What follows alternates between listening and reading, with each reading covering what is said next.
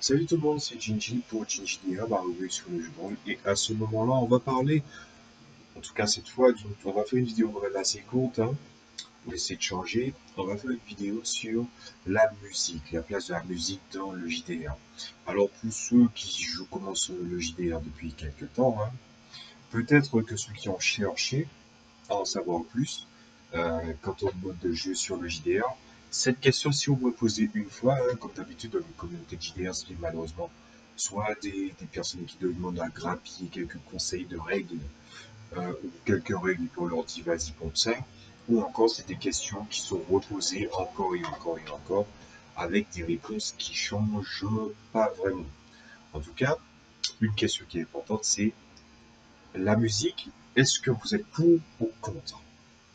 Alors, personnellement, je vais présenter mes arguments, je vais expliquer comment ça fonctionne, mais je vais quand même pas seulement donner un avis subjectif, on va partir quand même sur de l'objectivité vers la fin, parce que, euh, parce que je pense que il y a une facette objective justement de la musique, pas de la musique en tant que telle, hein. La musique est totalement subjective, chacun a des goûts différents, mais en tout cas, l'application de la musique dans le JDR, c'est vraiment une question qui se mérite d'être posée.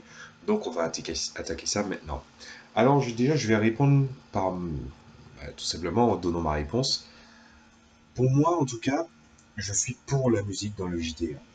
Alors, pour certains qui auront peut-être des contre-arguments contre la pratique de la musique dans le JDR, je les entends bien et je ne manquerai pas de les soumettre à la fin de la vidéo dans mes conclusions objectives. Mais j'ai décidé de mettre la musique, en tout cas, très très tôt. Pendant mes 6 premiers mois de jeu, à ma table officielle, je n'utilisais pas trop de musique, ou pour pas dire pas du tout. Puis à un moment, il est arrivé justement un moment où je me suis dit, je vais peut-être utiliser la musique. Et pourquoi j'ai décidé de l'utiliser? Ben, il y avait plusieurs raisons à ça. Normalement, dans le JDR que j'ai fait jouer, donc le JDR principal sur lequel je travaille, hein, que je vous remets les oreilles avec, ben, en fait, niveau imagerie, c'est-à-dire illustration, ce genre de choses-là, je ne suis pas au beau fixe. Pour ne pas dire que je n'en ai pas du tout. Et du coup, même si la plupart des joueurs me connaissaient, parce qu'il y a une moitié qui me connaissait, une moitié qui ne me connaissait pas, si vous avez vu mes vidéos précédentes, vous voyez de quoi je parle, parce que j'en ai parlé, ben, à ce moment-là, je me suis dit, il faut que, à partir de la musique, on comprenne à peu près un petit peu l'identité, pas forcément de mon œuvre en général, mais une espèce d'identité de moi en tant que personne, des musiques qui me touchent, pourquoi je les utilise dans telle ou telle situation, et ce genre de choses-là. Par exemple, là, on est dans une génération, on est dans la décennie 2010-2020. Par exemple, une musique qui est connue des gens, même de personnes qui ne connaissent pas le manga ou qui ne s'y connaît pas tout de suite au manga, c'est le Yes de Rundabout. Normalement, c'est une musique de plusieurs minutes, presque 8 minutes, qui existait dans les années 70 en plus, qui a vu le jour dans les années 70. Yes, Rundabout, je crois que c'est Yes Story ou Yes, le nom de l'album, et ça s'appelle Rundabout. Ben, Rundabout, en fait, il a été réutilisé en 2011-2012 par le renouveau de Jojo Bizarre Adventure. C'était la première fois qu'on attaquait les deux arcs en manga, en animé, du manga Jojo Bizarre Adventure, c'est-à-dire Phantom Blood euh, et Battle Tendency, œuvre que Jojo Bizarre Adventure, autant en manga qu'en animé, que je vous conseille de découvrir. Mais si vous n'avez pas trop le temps, parce que finalement, Jojo Bizarre Adventure est assez inégal sur ses chapitres, par exemple, Phantom Blood, qui est la première partie, fait 4 tomes. 4 tomes, 4-5 tomes. Tandis que au fur et à mesure, les tomes se sont étendus en fonction des arcs, et les arcs sont de plus en plus grands. Donc les animes sont très bien pour attaquer Jojo Bizarre Adventure. Ceci étant dit, en fait, souvent on utilise le truc justement à cause de la fameuse imagerie qui est devenue un mème, c'est-à-dire le fameux to be continued. Donc j'ai souvent utilisé ça. Au début, je l'utilisais beaucoup, beaucoup, beaucoup, parce que, bon, bah, je veux dire que je lisais quand même pas mal de cliffhangers putassiers, faut le dire. Et puis à un moment, en fait, il y a eu commencé à avoir une identité pour chacune des musiques. Et ce n'était pas seulement c'était pas mon ultime conclusion à la fin de chaque partie. Après, il y en a d'autres qui se sont ajoutés, voire même quand j'étais j'ai un groupe normalement pour ma table de JDR. Et ce qui s'est passé, c'est que j'avais décidé de faire pendant 2 semaines une espèce de lien vers les musiques en coulisses. Pourquoi cette musique-là? Qu'est-ce qu'elle m'évoque? Euh, Pourquoi cette musique-là est placée dans cette position-là et pas une autre? Et même si la plupart relèvent de la Japan Pop, et j'ai toujours eu une espèce de rapport un peu bizarre avec les musiques japonaises, que ce soit la Japan Pop ou la Japan Rock, c'est que je ne parle pas la langue. Je veux dire, je suis un peu trop au même niveau du connard de base qui regarde des mangas et des animés.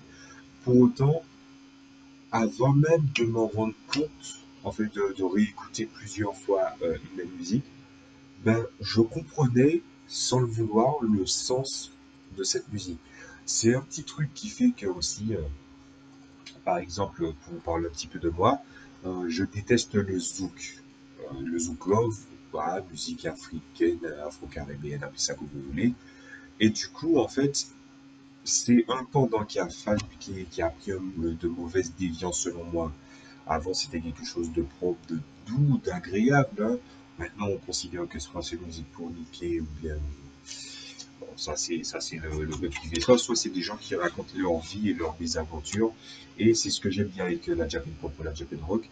Quand ils racontent une chanson, c'est sur une thématique, sur une émotion, sur un sentiment, mais c'est abstrait. C'est pas genre quelqu'un qui utilise le jeu, le tu, c'est toujours impersonnel. Donc du coup, en fait, on se reconnaît et on ne reconnaît pas forcément la même chose par rapport à d'autres vécus. Ce qui fait que, par exemple, la majorité des chansons qui traitent d'amour en japonais, ben, je trouve ça mieux que le Zukov qui dit ouais, pourquoi tu m'as quitté, pourquoi tu m'as trompé, et patati et patata. Et si vous n'êtes pas de mon côté d'Atlantique, donc c'est-à-dire le Québec ou le Canada, ou autre francophone du côté américain, vous allez vous dire ouais, il y a vraiment des chansons qui les gens racontent leur vie comme ça. Alors, je suis pas trop adepte du langage créole, donc le langage local, on va dire ça, c'est le langage local des Caraïbes, ou des Tom-Tom, hein, c'est un langage qu'ont créé des esclaves pour discuter entre eux. Et en fait, il y a eu un terme qui n'existe justement qu'en créole qu'on appelle le gros poil, ou gros poil, comme on dit je crois que presque tous les pays qui parlent créole utilisent ce mot. C'est une manière de dire qu'en fait, c'est ce sentiment, en fait, quand tu ne manges pas, tu ne dors pas, tu n'as pas envie de t'amuser, tu broies du noir, et souvent, on te parle souvent de gros voile quand justement on t'a quitté, on t'a fait du tort, on t'a fait du tort, genre par exemple on t'a trompé ou ce genre de choses-là, et souvent on utilise ce terme-là. Ben justement, les chansons qui sont souvent racontées, c'est ça. Après, il y a un minimum de personnes, il n'y en a pas des masses de personnes très connues qui chantent bien sûr des chansons d'amour en matière de zouk, mais qui pour autant ne tombent pas dans cette façon de raconter sa vie ou de raconter un truc. Et pas même s'ils le font de manière en tout cas personnelle, en utilisant le jeu, en tout cas ça ne verse pas dans le larmoyant, bien dans des espèces de guimauveries fondu, puisque là c'est carrément fondu, vu comment le truc, personnellement, c'est le malaise, mais j'ai un véritable problème vis-à-vis des musiques tristes en général. Donc voilà. Tout ça pour dire que les musiques ont un sens, ils ont une valeur en fonction des personnes et ils renvoient à quelque chose. Et la plupart des trucs que j'écoute sont en japonais, mais je les comprends souvent avant de chercher la traduction. Je sais pas du tout comment je fais. Donc du coup, ce qui s'est passé, c'est que j'utilise beaucoup de ces musiques-là. J'ai une liste de musiques déjà faites, mais j'en ai aussi que je rajoute au fur et à mesure. Et ce n'est pas seulement dans des chansons en général, ça peut être aussi des OST de jeux vidéo, ou bien des OST de films. Et c'est là où justement je voulais parler un peu dans une de mes vidéos de la notion de l'échec.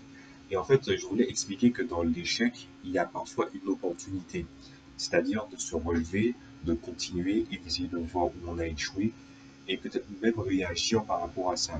Mais au-delà de ça, il y a encore un autre aspect qui est intéressant, c'est que par exemple, excusez-moi, par exemple, quand on parle de musique, d'OST de jeux vidéo. Il y a des jeux vidéo qui sont pourris, hein, mais leurs OST subsistent. Parce que si on prend la peine, malheureusement c'est le défaut justement du jeu vidéo, et ça sera peut-être mon ultime conseil dans le domaine de la musique à utiliser en JDR, c'est qu'en fait, il y a des œuvres ou des jeux vidéo où vous vous dites je ne vais pas y jouer ou je le trouve nul, mais avant de tout rejeter chez cette œuvre, il y a la partie sonore, il y a la partie musicale. Et je pense que c'est bien de l'étudier de temps en temps. On peut trouver des perles et les faire découvrir. Et voilà, et ça fait des heureux. Donc finalement, la musique, elle a un sens pour moi, mais j'essaie de renvoyer ce sens-là aux autres. Et finalement, ils finissent par le comprendre. Bien sûr, il y a des fois, bon, c'était récent, mais je pense que ça ne tient pas la route, puisque on me dit souvent, oui, mais j'ai utilisé les mêmes musiques au même moment. Ben, justement, comme ça renvoie à telle ou telle émotion, je réutilise parfois certaines musiques pour gagner du temps. Et là, on va partir à la partie objective, qui va être un petit peu une espèce de conclusion aussi. C'est que, en théorie, bien sûr, pour les vieux briscards, certains ne mettraient pas de musique pour plusieurs raisons. Déjà pour la concentration. Ensuite, c'est un truc universel, les musiques ne sont pas montées avec la même échelle sonore. Donc en fait, par exemple, vous pouvez envoyer une musique et du coup la musique elle est plus élevée par rapport à la piste précédente. Il ne faut jamais mettre de la musique en playlist. Certains joueurs le font, mais c'est débile. Parce que tu peux tomber sur une musique qui dénote avec le rythme précédent. Parce que vous avez peut-être la cohérence vis-à-vis de vos émotions par rapport à une musique. Elle peut renvoyer la même émotion, mais le rythme, le tempo ou même l'utilisation instrumentale peut carrément changer la perspective de l'imaginaire des gens. Ça a l'air dit comme ça assez pointu, mais on est des êtres humains, on peut ressentir ça comme ça, et finalement, il n'y a qu'à sûr. Ne jamais mettre de la musique avec de la playlist. Ensuite, il y a un autre aspect, c'est que techniquement, on n'est pas des mixeurs, on n'est pas des DJ, on va pas passer notre temps à chercher la musique, tandis qu'on essaie de raconter un truc. Certaines personnes qui font du JDR pour le grand public, hein, c'est-à-dire que bon, voilà, les gars, ils font des vidéos et puis ils font des vidéos avec J, voilà, et de l'autre côté, il y a un mixeur, et ça, c'est pour le côté ostentatoire. Techniquement, ça n'a aucune valeur. C'est peut-être pour ceux qui, justement, n'ont pas trop d'imagination, et c'est un truc que je n'aime pas trop dire de moi-même, mais malheureusement qui est parfois vrai. Je dis que la carte graphique, c'est l'imaginaire, mais à ce moment-là, le son peut faire un bon palliatif aussi. Et à ce moment-là, ça devient très très difficile pour certains sans musique de regarder du JDR. Voilà. Je vais dire, vous avez qu'à prendre un auteur qui fait des playtests, qui fait vivre sa partie par le biais de YouTube, par exemple, ou Twitch, et il ne met pas de musique, et il n'a pas de mixeur, mais il met de la musique. On va dire que la première fois, d'habitude, il met de la musique. Un jour où il ne mettra pas de musique, vous allez vous rendre compte que le nombre de vues va diminuer, parce qu'ils auront du mal. Et la musique n'est pas un moyen de structurer l'imaginaire, il est un moyen de le renforcer.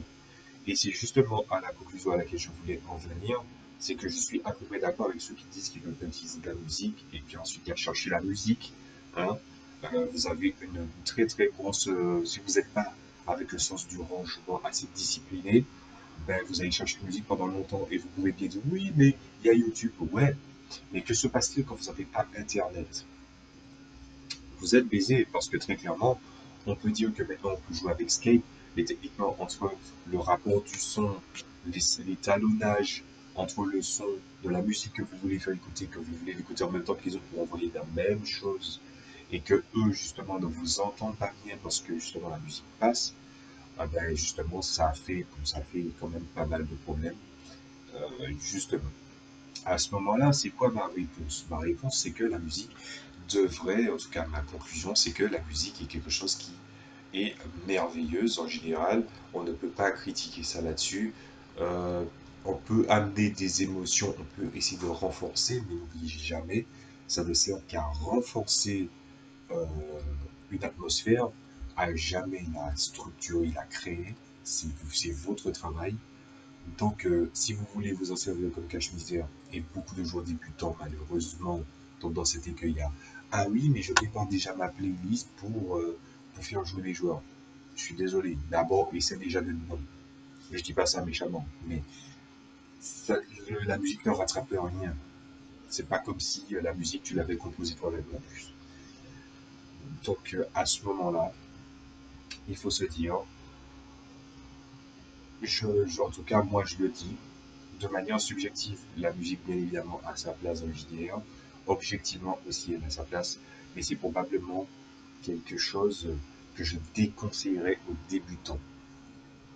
Vous avez déjà le scénario, la partie, l'arbitrage, la gestion de l'attention de vos joueurs, la gestion du système de résolution, de voir si tout le monde a compris. Et surtout, il faut être au taquet parce que les gars, ils ont leur fiche devant eux. Mais par exemple, quand ils ont un bonus, ils ne le voient pas. Et puis, au moment où le jet est résolu, ils viennent vous dire ouais, mais j'avais un bonus. C'est ridicule. Donc, vous devez déjà être très très bon pour vous-même dans votre casquette de FJ, mais vous devez être bon aussi pour pouvoir pallier les faiblesses de vos joueurs. Donc, si vous n'êtes pas capable de faire au moins ces deux choses-là, et les faire pas genre à la perfection, mais au moins être au taquet, je déconseille vraiment l'utilisation de la musique. Alors, voilà, c'est pas forcément si plaisant de dire ça, de dire oui, essaie d'être bon avant de commencer avec de la musique, mais c'est quelque chose qui relève de l'expérience. Combien de fois je me suis retrouvé, même encore maintenant, à des fois je me dis, mais je cherche cette musique-là, je la trouve pas. Et je faisais l'erreur de la trouver sur YouTube, de la chercher sur YouTube, et des fois même elle disparaissait la musique en question. Mais par contre, je l'avais sur mon PC et je la déplaçais, il fallait attendre que ça télécharge. Et là, la musique, encore une fois, je la redéconseille à nouveau pour quelqu'un qui débute dans le JDR, mais qui en plus de ça ne fait pas de partie IRL, mais il le fait à distance parce qu'il faudra aussi gérer le son de façon à ce que eux, ils ne l'entendent pas en doublé de votre côté. Et en plus de ça, qu'il, comment dire ça, il ne faut pas qu'ils l'entendent de votre côté, mais en plus de ça, qu'ils ne vous entendent pas du tout. Parce que Skype fait souvent ce petit truc-là. Quand la musique est à un certain volume, ça diminue fortement votre voix, même si vous enlevez la fonction automatique de reconnaissance, que ce soit des sons ou de votre voix. Voilà. Alors, vous allez me dire ce que vous en avez pensé. Personnellement, c'est un sujet assez léger et que je trouvais important d'en parler. Si vous avez aimé, vous connaissez déjà. Hein. Si vous n'avez pas aimé, vous connaissez déjà aussi. Si vraiment ça vous intéresse ou que vous avez envie de donner votre avis, ben, j'attends les commentaires pour ça. Très, très clairement, bon, chacun a son avis là-dessus. Souvent, aussi, les youtubeurs ont tendance à dire ça, les gens sur YouTube, comme si c'est comme pour se dédouaner de quelque chose. Mais là, c'est la vérité. C'est pas une espèce de crucifix que je tends. Là, on parle vraiment, c'est votre avis. Vous l'utilisez, vous l'utilisez. Vous l'utilisez pas, vous l'utilisez pas. De toute façon, ça serait bien de vous dire, de vous rappeler plutôt qu'il vaut mieux pas imposer des choses aux autres parce que c'est la perception de ce qu'est le jeu de rôle change constamment. Normalement, pour certains, c'est une aberration. Mais ça ne regarde que. Et ça ne regarde que vous si vous voulez utiliser de la musique. Donc, si vous voulez en parler, mettez dans les commentaires. Si vous avez envie d'avoir un autre sujet qui vous tient à cœur ou même une petite question, euh, qui concerne le JDR ou qui concerne même la fiction, ben moi je suis à l'écoute, il n'y a pas de problème. Et je vous dis à la prochaine fois pour une prochaine vidéo. C'était Gingy pour Gingy DR. A plus.